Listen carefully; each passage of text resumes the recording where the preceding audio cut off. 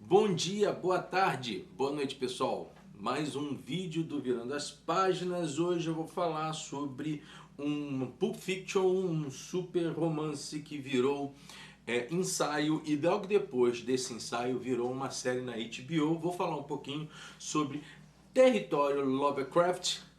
Antes de tudo, queria estar conversando com vocês um pouquinho. Primeiro, dar um grande abraço a todo mundo que veio lá do canal Arte da Guerra, do Comandante Farinazo. Agradecer muito pelo que ele falou ao canal e dizer o seguinte: existem dois canais, gente, que eu sigo de olhos fechados. Quando eu não consigo ver ao vivo as lives, eu corro para no outro dia ou mais tarde estar ouvindo e participando diretamente e aprendendo com esses dois canais. Um deles é o canal Arte da Guerra do Comandante Farinazo. Inclusive na sexta-feira foi um show tremendo. O bate-papo sobre geopolítica, sobre Brasil, sobre defesa do país com o ex-ministro Aldo Rebelo foi sensacional. Convido a vocês a estarem vendo esse vídeo e mais, não apenas curtindo o canal do Arte da Guerra com o Comandante Farinazo, mas também todos os outros dois canais que estavam lá, o do Felipe, do Otaviano, dois baitas também debatedores sobre geopolítica. Tudo que eu quero saber, por exemplo, do que acontece lá fora, eu já não procuro jornal há muito tempo. Eu vou nesses canais, baitas canais. Comandante Farinazo, um grande abraço para o senhor. Quem sabe mesmo a gente faça uma live. Eu, gente, até me perdi nesse dia, porque eu estava vendo ele, nesse caso, estava ao vivo, e eu fiz várias perguntas lá, nenhuma delas foram caçadas. Cheguei a tomar uma bronca com razão também, porque eu estava repetindo uma pergunta toda hora. Mas vale muito a pena. Esse tipo de canal, ele te dá muito conteúdo para que você possa dar saltos maiores e parar de repetir o que se fala por aí. Não acreditar em opiniões ultramodernas, ultracoerentes, ultraglobais, achando que elas são definitivamente as representações da geopolítica atual, das considerações, das mudanças realmente dos contextos geopolíticos no país, no mundo.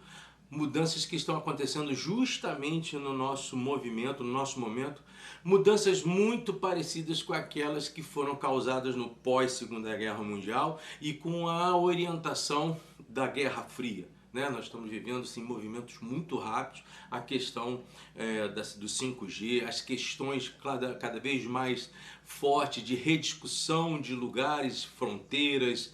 Gente, vale a pena, canal Arte da Guerra do Comandante Farinazo. Vejo, olha, já faz um ano, tropecei no canal, ali fiquei, ali gostei. E queria também, gente, agradecer a todos vocês que vieram de lá, inclusive hoje, ouvindo muito o que vocês pediram. A gente não vai ter música de fundo, eu já venho recebendo esse tipo de pedido já faz tempo. Aí decidi mesmo dar uma cortada nas músicas. Eu já estava usando as músicas porque eu estava fora do estúdio. Quem ainda não viu os meus primeiros vídeos, chega lá. Principalmente o primeiro, quando eu apresento o canal, você vai ver que eu estava no estúdio. Eu estou em casa. Então eu tenho 4 cães, tenho vizinhos. Hoje é um domingo, eu teria que ter gravado ontem. Não deu, eu estou num corre-corre danado. E vou aproveitar também para dizer o seguinte. A partir de novembro, se tudo der certo, inclusive mês do meu aniversário, eu vou passar a gravar também vídeos na quarta-feira. Por enquanto eu estou gravando final de semana ou na segunda, mas a partir de novembro eu pretendo dar uns insights nas quarta-feiras, não competindo com o canal do Comandante Farinazo. Inclusive estarei nessas horas vendo e participando do canal sempre que posso. E estarei então colocando esses vídeos à tarde, deixando eles já programados à tarde, e você pode estar participando. Aqui eu não discuto geopolítica, mas eu falo sobre literatura. E normalmente os meus contextos literários acabam chegando em assuntos de geopolítica. Só esse ano eu trouxe para o pessoal a entrevista de Putin com Oliver Stone, trouxe o soft power do Obama. Eu tenho muita preocupação com autobiografias, principalmente de presidentes norte-americanos. Nunca vi nenhum deles citando seus erros quando estiveram sentados lá naquela cadeira da Casa Branca.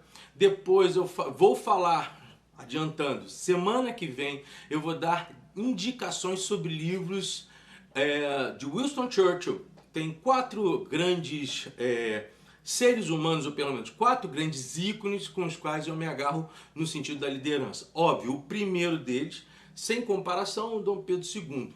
O segundo, gosto muito do Winston Churchill, da participação dele. Não era nenhum santo, a gente vai falar um pouquinho sobre isso, mas foi o homem certo para a Inglaterra certa, no momento mais difícil do século XX, creio eu, da Inglaterra e dos seus aliados. O terceiro, eu gosto muito do Martin Luther King, a participação dele. A gente vai até falar um pouquinho, porque esse território Lovecraft do Matt Ruff tem sobre base de fundo das suas tramas o segregacionismo do sul dos Estados Unidos. Mas tenho muita simpatia a Martin Luther King, até por uma correspondência de fé, porque eu também sou protestante, por aí vai. E por fim, você pode discordar, eu entendo porque você discorda, mas eu vejo em Putin a mesma importância para a Rússia do final do século XX para com o Churchill na primeira metade do século XX, antes da Segunda Guerra Mundial, perdão. Então eu vejo que esses dois caras salvaram os seus países a partir das suas administrações e das suas mãos fortes. Você pode e deve ter questões quanto a Churchill e quanto a Putin, não acho que isso seja errado, acho que inclusive isso mais fideliza e mais qualifica a visão que você tiver de uma liderança ou outra, que você tenha uma visão realmente ampla, em 180 graus, que você possa perceber erros e acertos desses caras, mas ao mesmo tempo, penso eu, é importante a gente compreender como alguns presidentes ou alguns líderes nas suas nações foram preponderantemente fortes e importantes para que elas continuassem sendo o que elas são até hoje. Churchill e Putin, na minha visão, conseguiram fortalecer e estabelecer padrões de unificação nacional dos seus países, cada um de matiz diferente, cada um com visões diferentes, mas todos os dois percebendo claramente o que há de melhor para os seus países. Pena que Dom Pedro II, na minha visão, deveria ter feito a mesma coisa, mas não queria que houvesse mortes no país quando da sua terrível perda do trono, de um golpe até hoje, talvez seja o pior golpe que o país já teve. A gente vive consequências muito claras por conta disso que está acontecendo. Eu tive uma pergunta, vou até ver o nome dela aqui, Ariane Ribeiro. Minha irmã, Ariane, minha prima não, né? A Ariane pergunta o seguinte: vale a pena ler romance de ficção? Vamos lá.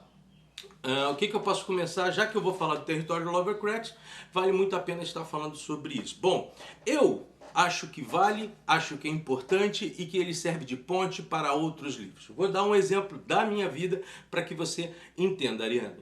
Tá certo? Inclusive vou dar indicações, se você pode, e vocês que quiserem também, podem seguir os mesmos caminhos que eu fiz. Há muito tempo atrás, a coisa de 20, 25 anos atrás, eu acho que é isso, mais ou menos, chegou às minhas mãos esse livro, uma edição de 1960 em 2 partes, que são os contos e os trabalhos completos do maravilhoso Leon Tolstói, tá certo? Este livro aqui, você vê que ele está até um pouquinho rabiscado, arranhado. Ele foi feito em 1960, acho que foi pela editora brasileira. Um livro bastante completo, que coloca aqui, por exemplo, inclusive frases e pensamento do Tolstói a partir do seu mundo, do seu trabalho. Excepcional livro. Esse livro aqui eu não dou no empresto, fica comigo. Foi a editora José Aguilar. De 1960 eu tive o primeiro e o segundo volume. Todos eles, esse primeiro me entregou nas mãos Guerra e Paz. A partir daí, o livro Guerra e Paz me trouxe o interesse para buscar cada vez mais os cenários que estavam lá inseridos na conta da Guerra e Paz. E aí eu comecei a procurar livros. O primeiro, logo de cara, que caiu nas minhas mãos foi do Alexandre Dumas, que foi o livro sobre a biografia de Napoleão. Espetacular, está passando aí agora porque eu não estou com ele em mão, está ali em cima. Vale a pena você procurar esse livro também. Ou seja, esse romance me indicou uma vontade de dar um outro salto para cair nas mãos do Alexandre Dumas falando sobre Napoleão. Depois eu fui começar a procurar e saber sobre o Império Russo. E o primeiro movimento que me fez que chegou em minhas mãos na época foi esse livro aqui, o Ivan o Terrível, do Nikita Romanov e do Robert Payne. Este livro não é fácil de achar, eu tenho ele já faz um bom tempo, acho que eu tenho ele uns 20 anos, ele é da editora Nova Fronteira, basta que você procure por aí, essa edição é de 1975, um livro muito importante porque Ivan Terrível vai dar mais ou menos um certo modelo de liderança russa que tem sob até hoje as influências palpáveis naquela forma que o Putin age, né? Inclusive tem um outro livro dele, O Novo Czar, do Putin, que vale muito a pena também. Esse livro eu não tenho aqui em mãos, eu tenho na minha edição digital, mas chegou aqui o Ivan Terrível, eu comecei a ler Ivan Terrível. Não satisfeito com isso, comecei a ler outras obras e de uma vez só chegou às minhas mãos alguns livros, como por exemplo, essa mulher aqui que talvez seja, se não a maior, uma das maiores líderes de uma nação. Catarina a Grande, cara. Você quando vai ler Catarina, você se arrepia na forma como ela age e como ela percebeu o mundo, como ela entendeu a Rússia e como ela soube trabalhar todas as questões e todos os elementos voltados a unificação do Império Russo e como ela tinha uma mão pesada. Gosto muito, adorei esse livro, é do Robert Kemessy. Aliás, eu tenho vários livros do mesmo Robert Kemessy, inclusive ele não escreveu só pelos russos, existem outras obras muito legais que eu tenho as lá em cima, mas eu estou querendo focar principalmente a influência que o livro Guerra e Paz fez na minha vida. Também acabou, obviamente, eu lendo Dostoiévski, comecei a ler outras questões relacionadas também à Rússia. Ao ler Dostoiévski e ao ver algumas questões importantes, caiu nas minhas mãos na época a Revolução dos Bichos. Vou falar um pouquinho sobre ela já já, porque ela me apontou para outras situações que não apenas a Rússia, mas a Revolução Espanhola, a Guerra Civil Espanhola, e eu vou dizer por quê. Então, a Catarina Grande, cara, foi outro grande livro que chegou nas minhas mãos. A partir daí, não satisfeito, eu fui para o casal Nicolau e Alexandra, o último casal dos Romanov. Nicolau e Alexandra, aqui na minha mão, muito bom livro também do Robert Kemessy, tá certo? Por fim, chegou em minhas mãos, também do Robert Kemessy, Os Romanov, um livro menor, mostrando o fim da dinastia, a forma como há algumas falhas nos últimos Romanov na administração. Eles não enxergaram algo muito importante, que era a transformação da estética monarquista que existia com eles ainda na época. A Rússia sempre trabalhou sob o espectro de uma monarquia absolutista, quando ele poderia ter ido para uma monarquia parlamentarista, se aproximando mais da população, se aproximando mais do povo. E este erro dele, por incrível que pareça, este erro do Nicolau acabou trazendo para a Rússia a Revolução Vermelha, a Revolução Comunista, preceituada e iniciada por Lenin. Mas esta é uma outra obra que eu acabei por ler para entender um pouquinho mais os russos. Aí, chegou às minhas mãos o Simon Sebag Montefiore. Você deve estar vendo aí na tela a foto, o livro Os Romanov. Cara, se você quiser procurar biografias ou contextos históricos importantes, o nome Simon Sebag Montefiore é especial, tá bom? Logo depois ele escreveu uma outra obra que vai aparecer aqui do lado também, Jerusalém, uma biografia. Eu tenho esses dois livros de Simon Sebag aqui, ó, no meu leve, né? Então, todos os dois livros são importantes. Não sei se dá para vocês verem aí, mas eu estou colocando eles aí na tela para vocês enxergarem. Por final, acabei de falar, O Novo Czar, do Stephen Lee Myers, um ótimo livro, que fala de muita coisa com a qual eu consigo enxergar em Putin, por ele ser, na verdade, não um líder de um partido comunista, mas o retrato repetido e continuado da cultura russa dos czares. Por isso que o Putin é tido como o novo czar. E aí, depois desse livro, falei aqui e estou mostrando para vocês esta obra do Oliver Stone, a entrevista de Putin, que tem também em vídeo. tá vendo? Eu acho que é pelo canal 347 no YouTube você vai estar diante desta entrevista. É óbvio que aqui é um soft power à la russa, à la Putin, mas que foi uma ótima obra a ser lida. Esse é um exemplo, tá bom, Ariane? O outro exemplo na minha vida foi quando eu estive, irmão, acabei de falar da Revolução dos Bichos. Há pouco tempo atrás, ano passado, por exemplo, eu li toda a quadrilogia do Cemitério dos Livros Esquecidos e principalmente esta obra aqui do Carlos Ruiz Zafón, que é o Labirinto dos Espíritos, fala sobre os bombardeios à Espanha, pela Espanha, pela Força Aérea Italiana sobre Barcelona. Só para que vocês tenham noção, esses aviões eles tinham os Heinkel 51, os SM-79 e 81, eles usaram naquele período as bombas de retardo, ou seja, olha que coisa terrível. Essas bombas caíam sobre as casas, perfuravam os tetos das casas, mas não explodiam imediatamente. Elas caíam dentro dos lares, dentro dos apartamentos, dentro dos edifícios e explodiam com famílias ali dentro. Tá certo? Cada um tem os relatos históricos de pessoas que morreram almoçando. Tá certo?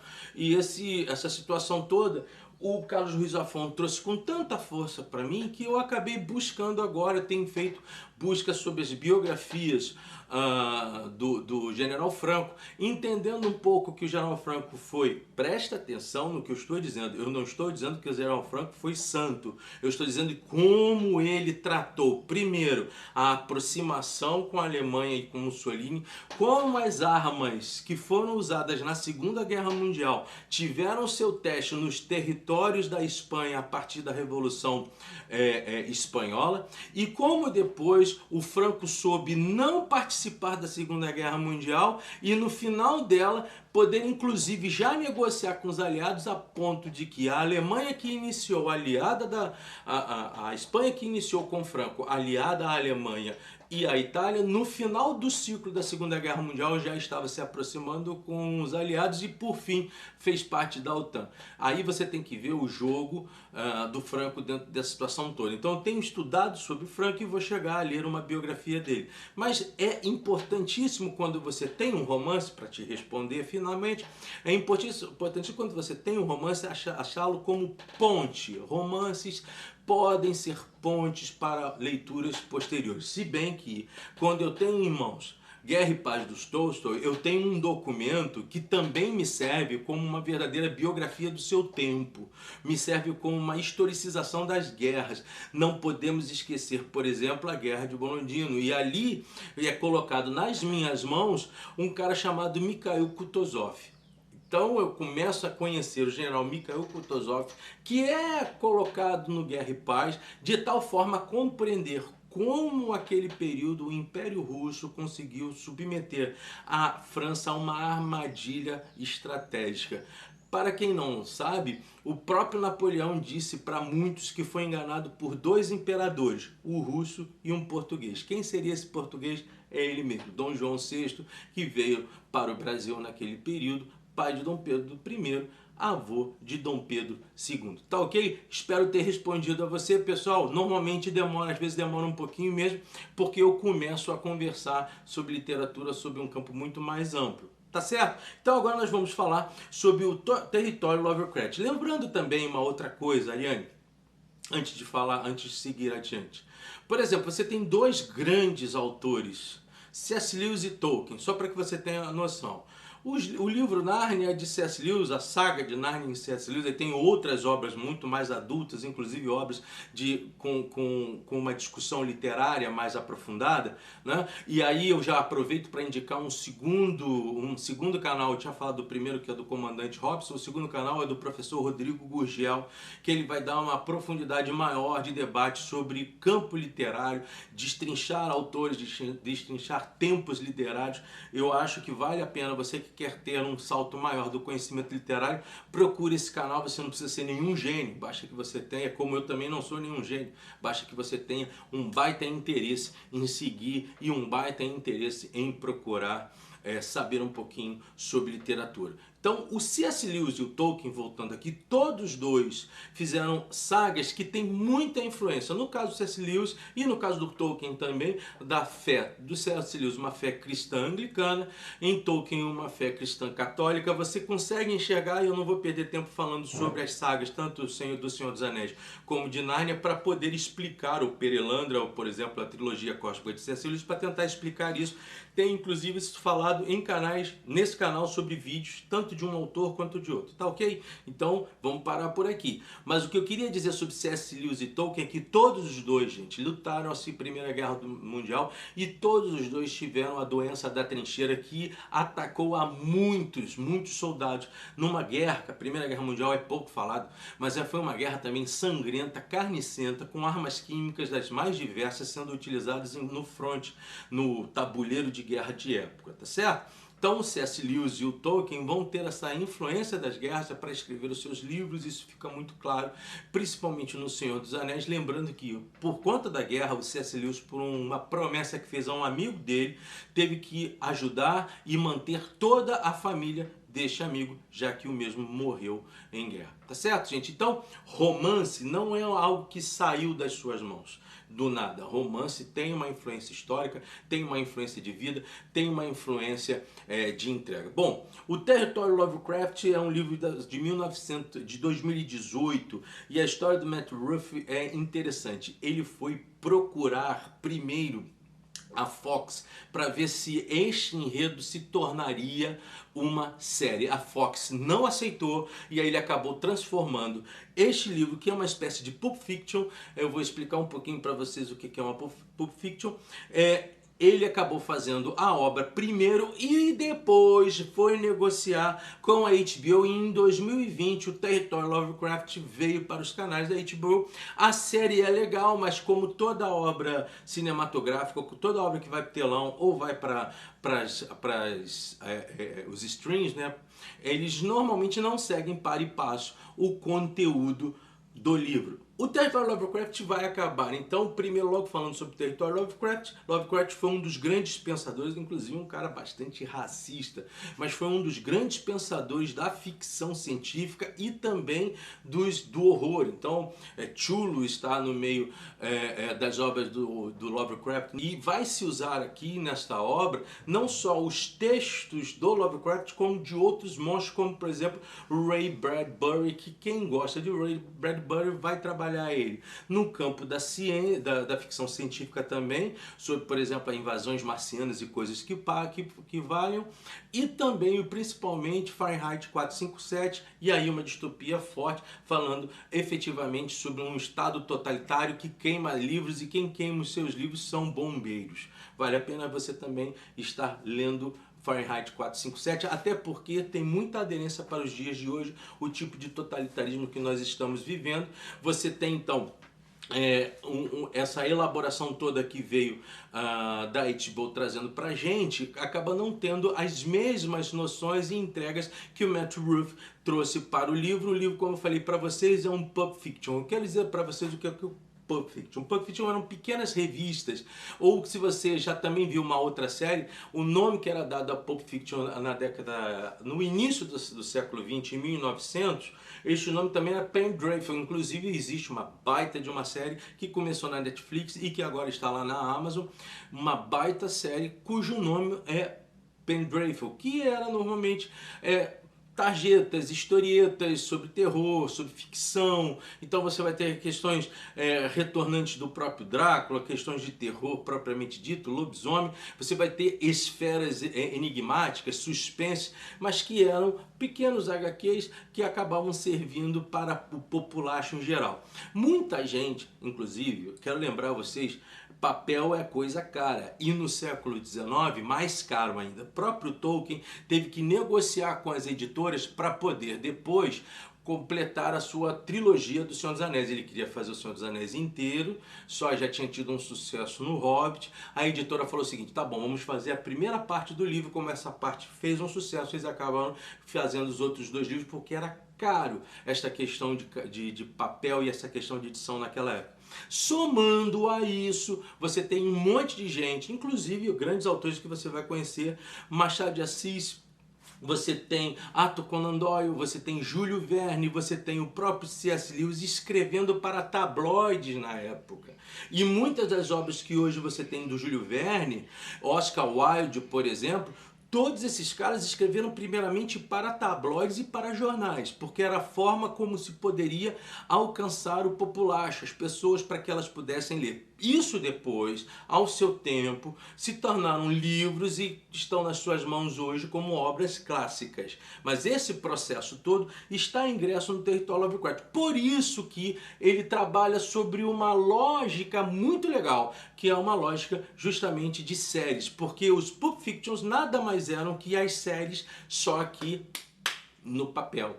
Então, cada capítulo é uma saga inteira, de início, meio e fim, mas cada capítulo tem um trabalho voltado aos seus personagens. Como há por trás uma ideia também concernente à segregação, existe aqui para você, quem nunca teve esse contato, vai poder conhecer o tal do Guia da Viagem do Negro Precavido, que veio um pouquinho como o Green Book, que era uma espécie de modelo ou edições da quatro rodas para os negros no sul.